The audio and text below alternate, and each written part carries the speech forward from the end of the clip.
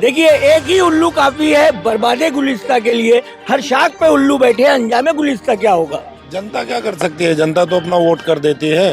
लेकिन इन्होंने इंसानियत के लिए क्या किया? नेता तो जो कर रहे हैं वही करेंगे। लेकिन 5 साल में कभी विधायक जी आए हैं आपके बीच कभी में? नहीं आए, कभी नहीं आए उनके। और यहाँ की आवाम थोड़ी बीजेपी को आने देगी। मिलने वाले लापता हो गए हैं क्या विधायक? लापता हो गए, कोई बात। वोट करने के बाद ये पता ही नहीं रहता है कि ये किस पार्टी से काम करेंगे। को क्या पता, जनता तो भोली भाली है। देखिए, तमाशा कर दिया, खड़ी हो गई सब। ये मुसलमान बीजेपी को वोट कभी नहीं करेगा। हर चीज तो बेच दी इन्हीं ने सब। देखिए, खरबूजे को खरबूजा देख के रंग बदलता है।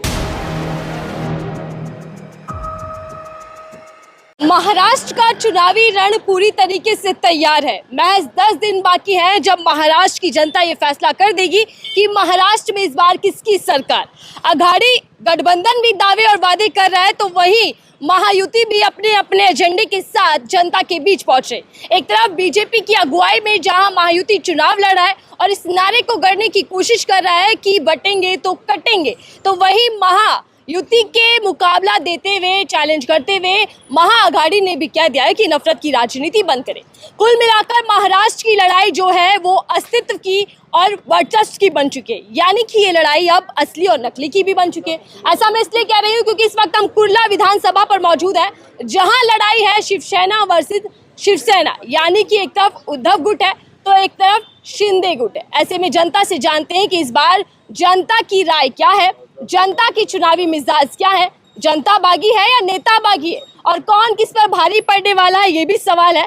चलते चलते पहुंच चुके हैं मुंबई की सड़कें हम नाप रहे हैं। आपको पता है कि हमारी महाराष्ट्र चुनावी यात्रा जारी है। ऐसे में हम एक पान की शॉप पर पहुंच गए। मैंने सुना है कि पान वाले भैया चूना बहुत लगाते हैं, तो अब जानना पड़ेगा कि नेता इस बार चूना लगा रहे हैं जनता को या जनता चूना लगाने के लिए तैयार है।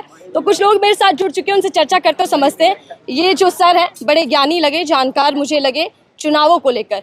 तो समझते हैं कि जब सरकार गिरी 2.5 साल पहले तब क्या हालात थे और अब महाराष्ट्र के क्या हालात हैं। खासकर मुंबई राजधानी कहा जाता है, तो उस मुंबई के क्या हाल है, इस बार मुंबई की जनता क्या फैसला करने वाली है। सर, बहुत बहुत स्वागत है आपका 4 PM में।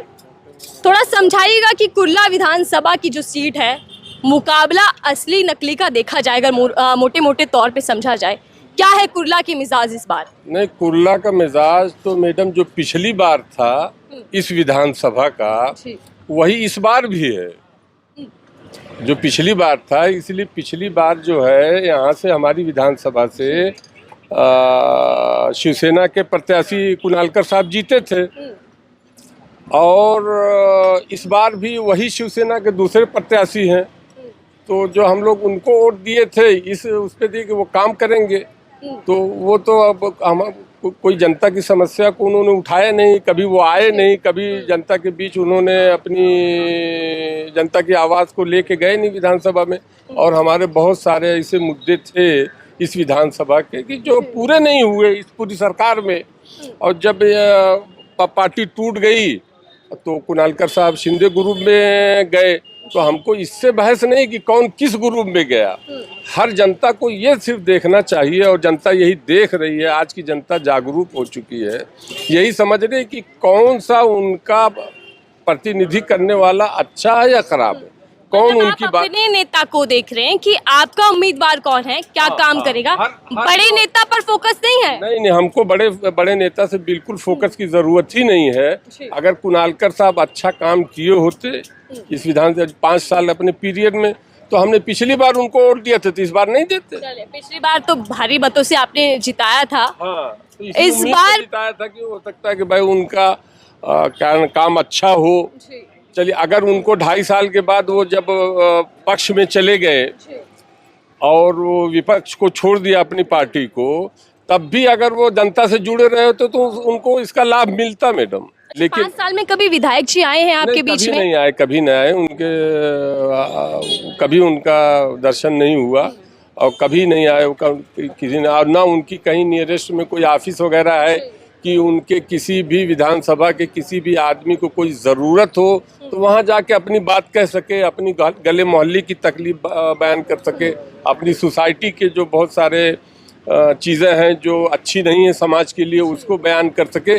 कहीं उनका कोई प्रतिनिधि नहीं, कहीं उनकी जनता सम्मेलन कोई ऑफिस नहीं है, तो क्या करेगा? मतलब अगर जनता को समस्या हो तो विधायक जी नहीं मिलने वाले, लापता हो गए हैं क्या विधायक जी? लापता हो गए, कोई मसला नहीं। वो कामकाज भी किया या कुछ सुध काम ही नहीं नहीं? किया। आप खुद देख रही हैं, आप तो मीडिया है। अब चूंकि इस सरकार में थोड़ा सा मीडिया के लिए प्रॉब्लम है कि उनकी स्वतंत्रता को छीन लिया गया है। और अभी आप लोग तो मतलब जो है, जो पहले मीडिया काम करती थी, तो मीडिया का काम ये था कि पक्ष से सवाल पूछना। अभी अल्हम्दुलिल्लाह मीडिया तो विपक्ष से सवाल पूछ रही है ज्यादातर, समझ रहे हैं ना? तो उसमें भी थोड़ा आप लोगों की मजबूरी भी है, कोई मसला नहीं है। कोई ऐसा हमारे यहाँ कोई काम उम नहीं हुआ है। 5 साल मीडिया पे दबाव है, ये तो जनता भी जान रही है, लेकिन हम जनता से जान रहे हैं कि जनता के मुद्दे क्या हैं। कुल्ला विधानसभा की क्या समस्याएं हैं इस बार, मुद्दे क्या रहने वाले हैं? जब आप अपना नेता चुनेंगे तो किन किन मुद्दों को दिमाग में रखते हुए चुनेंगे? देखिए, सबसे बड़ी बात यह है कि कुल्ला विधानसभा में कोई एक रिलीजन के सारे लोग नहीं हैं। यहाँ एक आम जनता को क्या चाहिए मैडम, उसकी सुरक्षा सबसे बड़ी चीज़ है। दूसरी चीज़ है उसका रोड रास्ता, और ये कमर्शियल शहर है, ये कोई गांव नहीं है मैडम। यहाँ हर आदमी खाता कमाता है। ये नहीं कि उनसे नौकरी चाहिए, या विधानसभा के लोगों को बहुत ज़्यादा नौकरी की ज़रूरत नहीं। उनको खाली अपनी सुरक्षा और अपने इलाके में अमन व अमान कायम रहे, इसकी चीज़ की गारंटी चाहिए। और कोई जो पार्टी इस बात को सुरक्षित करेगी, जनता उसी की तरफ जाएगी। पिछली बार जो है शिवसेना से कुणालकर साहब आए थे, तो हमको बड़ी उम्मीद थी कि वो इस बात को सुरक्षित करेंगे, लेकिन उन्होंने कुछ काम आगे, कोई कमेटी नहीं। कोई इस तरीके का नेता होता है तो वो अपने विधानसभा में कुछ कमेटियां बनाता है, अपनी ऑफिस बनाता है कि जनता के दुख दर्द को सुने, कुछ बात करे, लेकिन कोई इस तरीके का हुआ नहीं। चलिए, मैं आपने बड़ी अच्छी बात कही कि सुरक्षा होनी चाहिए, नफरत ना हो। आप मुझे बताइएगा सर, आपने चश्मा हाथ में लिया हुआ है, नेता जब भी चुनावों में आते हैं तो बड़े बड़े सपने दिखा देते हैं, दावे वादे कर देते हैं और जनता को एक सपना दिखाते हैं। इस बार जनता क्या मन बनाए बैठी है, क्योंकि जो राजनीति है वो मुफ्त की रेवड़ियों पर चल रही है। वादे सुने होंगे आपने दोनों ही ओर से, किसकी तरफ ज्यादा झुकाव इस बार बन रहा है? जनता क्या कर सकती है? जनता तो अपना वोट कर देती है और उसके बाद नेता अपने हिसाब से पार्टी चुन लेते हैं, वहाँ चले जाते हैं। तो नेता का तो इसमें कोई, जनता का तो कोई मतलब ही नहीं बचता है। जनता का तो मतलब ये वोट करना, वोट कर देता है। लेकिन पार्टियां जो हैं जीतने के बाद में वो अपने तरीके से अपना पार्टी चुन लेते हैं, और वहाँ कोई बीजेपी में चले जाता है, कोई शिवसेना में चले जाता है, कोई कांग्रेस में चले जाता है, कोई राष्ट्रवादी को तोड़ के आधा बीजेपी में और आधा राष्ट्रवादी हो जाता है। तो इसमें जनता का क्या दखल है? जनता के सामने जो आता है उसको वोटिंग करना है, अपना जो मतलब उसका जो अधिकार है। मतलब जनता में ये मैसेज जा चुका है, समझ हो चुकी है कि जो नेता होते हैं वो अपने समीकरण बैठा लेते हैं, अपना गणित बैठाकर अपनी सरकार बना लेते हैं। लेकिन जनता का क्या? जनता जो वोट करती है, नेता चुनती है, तो विश्वासघात हो जाता है एक तरीके से जनता के साथ। हो ही हो जाता है, विश्वासघात ही हो जाता है। अभी देखिए शरद पवार जी का ये पार्टी 2 हो गई, अजीत दादा पवार बीजेपी में चले गए। अब हम तो ये सोच रहे हैं कि भाई जैसे इनके कैंडिडेट हैं, हम उनको वोट करें। वोट करने के बाद ये पता ही नहीं रहता है कि ये किस पार्टी से काम करेंगे। तो अभी हमारे सामने क्या, अभी हमारे सामने युति सरकार है। हम ये चाहते हैं भाई कांग्रेस है, कांग्रेस के साथ में उद्धव ठाकरे है, शिवसेना, तो हम लोग फिर से शिवसेना को वोट करने वाले हैं। इसके पहले भी शिवसेना को वोट किए थे, और शिवसेना को वोट किए थे, कुणालकर भी साहब चले गए, दूसरे गुट में चले गए, तो क्या फायदा हुआ? हम फिर से शिवसेना को वोट करेंगे, शिवसेना फिर कहाँ चली जाएगी? हमको क्या करना रह जाएगा? हमसे कौन सवाल करने आएगा? ये असली और नकली की लड़ाई जो है, इसमें विश्वास कर पाना मुश्किल हो गया है, क्योंकि 2 पार्टी ऐसी हैं जिसके 2 खेमे बन चुके हैं। अब एक तरफ अजीत पवार हो गए, शरद पवार हो गए, और आपके जो उम्मीदवार हैं वो उद्धव ठाकरे की गुट से हैं। हाँ, गुट से पहले भी थे, पहले भी उद्धव ठाकरे में चले गए, मौजूदा समय में चले गए। अजीत दादा पवार बीजेपी में चले गए, कोई कहीं चले गया, नवाब मलिक कहीं थे वो कहीं चले गए। सबके अपने अपने जरूरत है, अपने अपने कारण है। तो इसमें जनता क्या कर सकती है? जनता तो ये देख लेती है कि भाई हमें किसको वोट करना है, तो वो अपने हिसाब से वोट कर देती है, लेकिन फिर उसके साथ विश्वासघात हो जाता है। तो इसमें जनता का क्या समीकरण? ऐसे में जनता ने क्या सोचा है इस बार की नेताओं का, कैसे इस पूरे मामले को लेकर? नेता तो जो कर रहे हैं वही करेंगे, और जनता जो कर रही है वही करेगी। हमको शिवसेना पसंद है, हम शिवसेना, यहाँ से कैंडिडेट शिवसेना करेगा तो शिवसेना को वोट करेंगे, कांग्रेस करेगा कांग्रेस को करेंगे, इसका राष्ट्रवादी करेगा तो राष्ट्रवादी को करेंगे। अगर मैं पूरे महाराष्ट्र की बात करूं, महाआघाड़ी वर्सेस महायुति, कौन ज्यादा आगे दिखाई दे रहा है, मजबूत दिखाई दे रहा है मौजूदा वक्त में? हमको तो कांग्रेस शिवसेना ही दिखाई दे रही है, युति महाआघाड़ी पार्टी ही दिख रही है। हाँ, लेकिन उधर से तो नारे दिए जा रहे हैं कि बटेंगे तो कटेंगे। तो वही तो समझना नेताओं का काम है कि मेरा काम है। मेरा तो अपना एक फैसला, एक वोट है, एक वोट हम जाके कर देंगे। अच्छा, मोदी जी हो, योगी आदित्यनाथ हो, या फिर महाराष्ट्र के ही डिप्टी सीएम क्यों ना हो फडणवीस, तमाम लोगों ने नारे को गढ़ दिया है महाराष्ट्र के अंदर। तो ऐसे में मुसलमान कम्युनिटी के अंदर क्या माहौल है, क्या नारा से समझ आ रहा है इसमें? कौन बट रहा है, किसको बांटने की कोशिश हो रही है, किसको फायदा होगा? बांटने की कोशिश नहीं। देखिए, इसमें हम आपको एक बात बता दें कि आप जहां तक मुसलमान का नाम लेकर के बात कर रही हैं, मुसलमान बीजेपी को वोट कभी नहीं करेगा। इतनी नाराजगी क्यों है? बस है, और क्यों है? उसके इतने 75 सालों का समीकरण मैं आपको 2 मिनट में थोड़ी बता दूंगा। हाँ, तो हम 15 साल से देख रहे हैं। क्या ये समझा जाए सर कि ये जो नारा गढ़ा जा रहा है बटेंगे तो कटेंगे, हिंदू एक हो जाए, एकजुटता ले आए, तो क्या ये नारा पूरा नैरेटिव सेट कर रहा है कि हिंदू और मुसलमान? हमें क्या फर्क पड़ रहा है? हमारा जो ये माइनॉरिटी है वो हम इतने लायक नहीं है कि अपनी तरफ से जिसको चाहें उसको हम सरकार बना लें या उसको हम विधायक बना लें। वो हिंदू कहाँ जाना है वो अपनी तरफ से देखें। उनको क्या क्या चीज़ें सिखाई जा रही हैं, कहीं पे योगी आदित्यनाथ जो है वो हिंदू राष्ट्र बनाने की कोशिश कर रहे हैं। वो हिंदुओं को भी समझ में आ रहा है कि हिंदू राष्ट्र ये सब खाली एक पलीता है। अभी तक मंदिर का पलीता था, अभी ये पलीता चल रहा है। इससे कुछ होना नहीं है, खाली उनके दिमाग को मोटिवेट किया जा रहा है। वो मोटिवेट में हो करके कुछ जो जाहिल लोग हैं वो अपने वोटिंग कर देते हैं। लेकिन हमारा एक मतलब यह है कि हम तो ये देख रहे हैं कि भाई ये जो सरकार चलाना है, सेंट्रल चलाना है, स्टेट गवर्नमेंट चलानी है, वो कौन चला सकता है और किस तरह चला सकता है। तो बीजेपी तो उसमें सक्षम नहीं, लेकिन फिर भी बीजेपी आई। तो बीजेपी आई तो हमने क्या कर लिया? फिर से ये लोग को हम वोट करेंगे, ये लोग फिर से बीजेपी में। आप लोग जो है वो चाहते हैं कि मुद्दों पर काम हो, मुद्दों की राजनीति हो। धर्म को जो लाया जा रहा है, या क्यों लाया जा रहा है? धर्म को क्यों लाया जा रहा है? उसकी वजह क्या है बताइए? हाँ, क्यों लाया जा रहा है? आप बताइएगा। क्या काम नहीं है गिनवाने के लिए? किसको गिनवाने के लिए? सरकार के पास क्या काम नहीं है कि काम पर वोट मांग सके, इसीलिए क्या धर्म को ला रहे हैं? कुछ नहीं, वो काम कर ही नहीं पा रहे हैं। उनको तो खाली अपनी ये राजनीति करनी है, यहाँ से पलट के वहाँ, वहाँ से पलट के वहाँ, इनका विधायक ये ले लो, उनका विधायक, यही काम है उनका। हाँ, दूसरा कुछ काम नहीं है। सरकार और जोड़ लो अपनी सरकार। महाराष्ट्र में भी 5 साल निकल जाएगी और जनता 5 साल तक सोचती रहेगी अब क्या करना, अब क्या करना, और फिर आके वोट कर देगी। बड़ी मजेदार बात की कि 5 साल तक नेता जो है, जो पार्टियां हैं, वो अपना अपना समीकरण बनाती हैं और अपनी सरकार तोड़ती जोड़ती रहती है। लेकिन जनता का क्या होगा 5 साल में? सर, आप मुझे बड़े तजुर्बेदार लग रहे हैं। आपने सरकारें कई देखी होंगी महाराष्ट्र के अंदर। तजर्बा नहीं भाई बेटी, मेरा कुछ तजर्बा नहीं। कौन सी सरकार अच्छी? क्या मालूम हमको कौन सरकार चल रही है। अब तो चल रही है ना, एनडीए सरकार है बीजेपी के नेतृत्व में। ये 50 फंडवीस और शिंदे बिंदे सब कुछ समझी में ना, कौन किधर है कौन किधर, हमको कुछ समझ अच्छा, ये कंफ्यूजन देखिए जनता के बीच बनी हुई है कि कौन किस गठबंधन में है, समझना बहुत मुश्किल हो गया है। क्योंकि महायुति में भी अभी अंदर खाने कई तरीके की खिचड़ी पकी हुई है। सर, आप बताइएगा, थोड़ा सा पान वान लेने आए हैं क्या? ये पान नहीं, क्या बता, माहौल बता दीजिए, मुद्दा कुछ है? अच्छा, अपने हाल चाल बता दीजिए, इस बार क्या हाल है आप? अच्छे हाल चाल है अल्हम्दुलिल्लाह। और नेताओं के हाल कैसे हैं? बिगाड़ने वाले हैं क्या आप? नेताओं का हाल तो बस हम लोग उदय गुट को देंगे। अच्छा, उद्धव गुट मतलब गठबंधन को जाना है इंडिया। आप बताइएगा सर कि क्या माहौल है? कुछ नेता वेता आ रहे होंगे इन दिनों तो हाथ जोड़कर? कोई नहीं आ रहा है अभी। हाथ जोड़कर नहीं आए कि वोट दे दीजिए भाई? अभी नहीं आया। तो फिर क्या मन बनाया आप लोगों ने? अभी कुछ नहीं मन बनाया है। आखिरी दौर तक अजमाएंगे नेताओं को? हाँ, वैसे कौन मजबूत दिख रहा है? शिवसेना भी इधर दिख रहा है।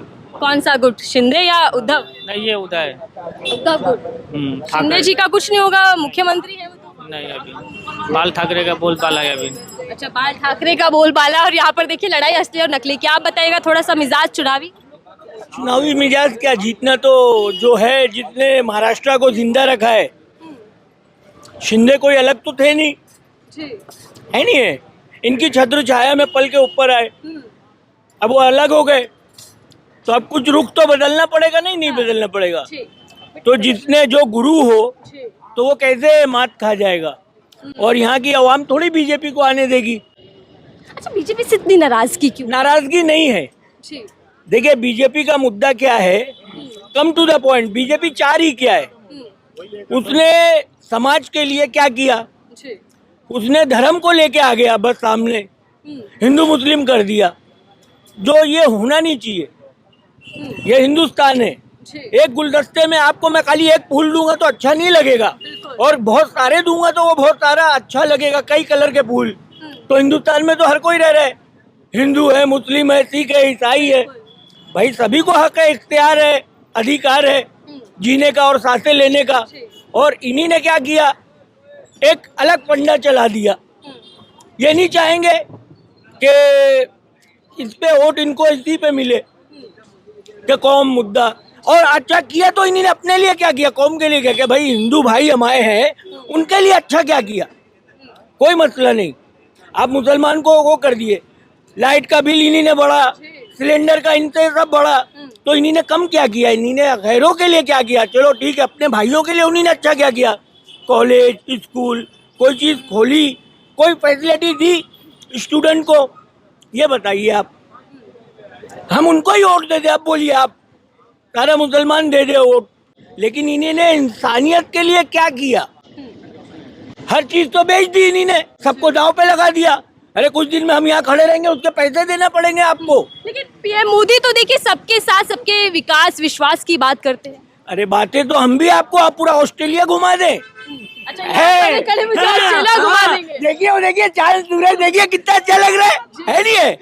हम हथेली पे खीर ना खिलाएं आप, जिस्म की भूख मिटे तो इंसान ऊपर आए। ये तो बातों से तो मोदी जी भी क्या हथेली पर दिखा रहे हैं कि अच्छे दिन आए। ये लब्बासी का शर्फ हासिल है उन्हें, लखनऊ के है नहीं, लेकिन बातें तो लखनऊ से ज्यादा है उनकी। हाँ, मसला ये है मोदी जी, देखिए एक ही उल्लू काफी है बर्बादे गुलिस्ता के लिए। हर शाख पे उल्लू बैठे, अंजामे गुलिस्ता क्या होगा, समझ रही हैं आप। महाराष्ट्र का अंजाम क्या रहने वाला है चुनाव? देखिए मैं ये कहूंगा, देखिए कोई भी आए, देखिए एक गद्दी पे तो एक को बैठना है नहीं है, तो बैठेगा वही जो ज्यादा दिमागदार होगा, शातिर होगा। ये तो दलदल है, जो निकल गया वो निकल गया, जो घुस गया अंदर चला गया। अब जितना झूठ बोलिएगा आप उतना ऊपर आइएगा। हाँ, तो मतलब नेता जितना झूठ परोसेंगे उतना ही करीब जाएंगे सत्ता के। बात है ना भाई। मैं लेकिन मुझे जनता इस बार बड़ी होशियार दिख रही है, जागरूक दिख रही है। देखिए जनता कुछ भी कर ले, इन्हीं ने जो काम बजाया है, काम किया है, मशीनों का लेके ये वो खुद जो भी चल रहा है, अब हम लोगों को क्या पता। जनता तो भोली भाली है, देखिए तमाशा कर दिया, खड़ी हो गई सब, है नहीं है। आप खाली जमीन पे झुक के देखिए, देखिए मजमा इकट्ठा हो जाएगा। लेकिन मोदी जी की रैलियों में बड़ी भीड़ होती है, देखिए कल भी महाराष्ट्र में आए और एक हफ्ता महाराष्ट्र में रहने वाले हैं। तो सबको अच्छा, मुझे एक और चीज बताइएगा, इसी सवाल के साथ जोड़ रही हूँ मैं, मोदी जी का चेहरा यहाँ पर कुछ है या फिर सिर्फ महाराष्ट्र की सरकार, महाराष्ट्र के लोग, या मोदी जी के चेहरे पर भी वोट है? देखिए महाराष्ट्र में वो अपने कदम को मजबूत करना चाहेंगे, लेकिन ये मुमकिन नहीं है। मैं समझाइए कैसे? ये यूं नहीं मुमकिन है। ये मैं उद्धव साहब के लिए एक शेर कह रहा हूँ, मैं अपने फन की बुलंदी से काम ले लूंगा, मैं अपने फन की बुलंदी से काम ले लूंगा, मुझे मकाम ना दे, खुद मकाम ले लूंगा। हाँ, इन्हीं ने हिंदू मुस्लिम नहीं किया, इन्हीं ने किया, महाराष्ट्र के लिए अच्छा किया, इन्हीं ने तो गलत कर दिया, कितने लोगों को मार डाला, कितने लोगों को क्या कर दिया। अब बताइए क्या करेंगे लोग इस टाइम पे, क्या होगा, समझ रही नहीं आप। तो आदमी क्या चाह रहा है, इंसानियत देखना चाह रहा है। भाई आप नहीं चाहेंगी कि आपका बच्चा एजुकेशन में ऊपर आए। अभी आपने पढ़ाई लिखी है तो ये इंटरव्यू ले रही है, और जो अंगूठा छाप होंगे वो क्या करेंगे। तालीम के लिए इन्हीं ने महंगाई बढ़ा दी, एडमिशन नहीं ले सकते। आप डॉक्टर बनाना चाहें, देखिए एमडी कराने के लिए आपको कितना रुपया खर्चा करना पड़ेगा। एक बच्चा आपके घर में बदनसीबी से स्कॉलर पैदा हो गया, बहुत दानिश्वर, दिमागदार साइंटिस्ट, अब आपके पास तो पैसे नहीं है, उसका नसीब तो फूट गया, क्या करेंगी आप। उसने मेरिट में आया, 100 में से उसने 99% ले आए, तो उसके लिए इमदाद किया। यानी कि हमारे देश ने किया। सवाल के जवाब आप की पूछिए, ये नहीं देखिए कि मोदी साहब है, मोदी साहब की जगह कोई और भी रहे, उससे भी सवाल यही रहेगा कि तुमने अच्छा किया। बिल्कुल, मतलब जनता इस बार तैयार है सवाल जवाब करने के लिए, रिपोर्ट कार्ड तैयार है आपकी नेताओं से लेने के लिए। बिल्कुल बिल्कुल, क्यों नहीं लेंगे भाई, हक तो थोड़ा सा बनता ही है। हक नहीं, पूरा हक बनता है भाई, जनता वोट करेगी तो नेता गद्दी पर पूरा नहीं पूरे में तो वो सब बिक जाएंगे वो लोग, पूरा नहीं, थोड़ा सा। हाँ, एक घूंट पानी पिला दे, जिंदा रखने तक के रखो इंसान को, ऐसा ना हो गला दबा के मार दो। बात तो बड़े बागी तेवर में है इस बार जनता यहाँ की। है, जनता का मिजाज तो ऐसे ही है। देखिए, जो आदमी जो दिल का दुखा होगा तो वो थोड़ा तकलीफ तो होगी ना किसी और ये को। तकलीफ आप वोट की चोट देंगे इस बार। चोट तो ये तो नसीब पे भी डिपेंड है कि जो तुम बोगे। आपने चना बो दिया तो काजू, गेहूं, बादाम ये सब तो काटेंगे नहीं। ये तो मतलब जो सरकार ने कामकाज किया होगा उसी कामकाज के बलबूते सरकार सत्ता में आएगी या फिर नहीं आएगी। जनता यस बड़े मजेदार व्यक्ति हैं, बड़े अच्छे अंदाज में इन्होंने अपनी पूरी बात कह दी है। मतलब कुल मिलाकर अगर समझा जाए महाराष्ट्र की राजनीति को तो जनता 2 कदम आगे है नेताओं से। नेताओं के समीकरण भी समझ रही है, नेताओं के गठबंधन की कहानी को भी समझ रही है और इसी के साथ साथ अपने मुद्दे को लेकर भी तैयार है कि इस बार बगावती तेवर अपनाते हुए जनता फैसला देने वाली है। देखते हैं कि 20 नवंबर को क्या होता है जब मतदान होगा। और इस बार की महाराष्ट्र की जनता, खासकर कुल्ला विधानसभा पर इस वक्त हम मौजूद है, जहाँ जनता से जान रहे थे कि इस बार जनता के क्या ख्याल है चुनावों को लेकर। तो कुल्ला की जनता ने तो फैसला कर लिया है कि इस बार परिवर्तन की लहर है। महायुति को आप लोग सबक सिखाने वाले हैं क्या? देखिए, सबक तो सिखाना पड़ेगा भाई। आप एक बार गिर जाए तो आप आँख खोल के चलेंगी नहीं चलेंगी, तो फिर आँख बंद करके भी गिरना चाहेंगी। तो आंखें खुल गई हैं जनता की। आंखें तो खोल ही देंगे, आप ही खोलेंगे और आप ही बंद करेंगे। अब इसमें तो हमारा रोल तो कोई है नहीं है। तो हम ये चाह रहे हैं हम सांसें लें और आप देखिए, दुआओं लेने वाला काम करना चाहिए किसी भी इंसान को। अगर वो बारिश ना बरसाएगा तो ये देश ना रहेगा, जहन में रहे। ये भी बात है, ऊपर वाला दिखाई नहीं दे रहा, मान सभी रहे, दावे सब कर रहे हैं, देख रहा कोई किसी को नहीं ऊपर वाले को। अंत कर रही थी, लेकिन मुझे आपके शायराना अंदाज से मोदी जी का शायराना अंदाज भी याद आ गया। बड़ी शायरी मोदी जी भी करते हैं। मोदी जी करेंगे नहीं, अब वो रहेंगे साथ में, उठना बैठना। देखिए, खरबूजे को खरबूजा देख के रंग बदलता है। आप लफबाजियों के साथ रहेंगे तो आप भी बातों के गाजी हो जाएंगे। अगर आपको देखिए बोलना है, कमाल एक फन है। रोटी भोज से बोलने की खाते हैं। वकील लड़ता है, बहस करता है तो वो डॉक्टर जाता है, वो देखता है चेहरा। तो ये सब चीजें हैं इंसान की, तो उनका भी एक फन है। ठीक है, चलिए धन्यवाद सर से हम बातचीत करें तो समझ रहे थे कि महाराष्ट्र की इस बार जनता क्या फैसला करने वाली है। आपको कैसी लगी महाराष्ट्र कवरेज हमारी चुनावी यात्रा पर? हमें आप बताइएगा कि क्या महाराष्ट्र के इस बार संदेश क्या केंद्र तक भी जाने वाला और केंद्र की सियासत भी इस चुनावों के नतीजों से गरमाने वाली है? आपकी राय क्या साझा कीजिएगा। फिलहाल के लिए दीजिए।